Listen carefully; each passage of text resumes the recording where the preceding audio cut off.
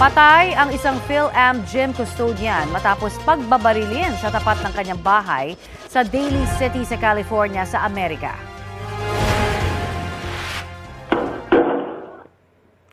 Umalingaw-ngaw ang sunod-sunod na putok ng baril sa kuha ng CCTV noong September 29. 8 beses na palang pinagbabaril ang PhilAm na si Rolando Yanga.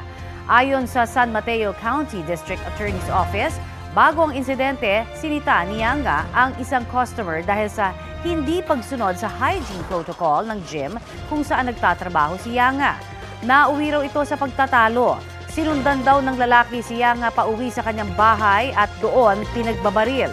Naaresto ng pulis ang suspect kinabukasan sa kanyang bahay. Mahaharap siya sa reklamong murder. Inireklamo naman bilang accessory to the crime ang kanyang ina na nagmaneho raw ng kotse para sa kanyang anak. Wala silang pahayag.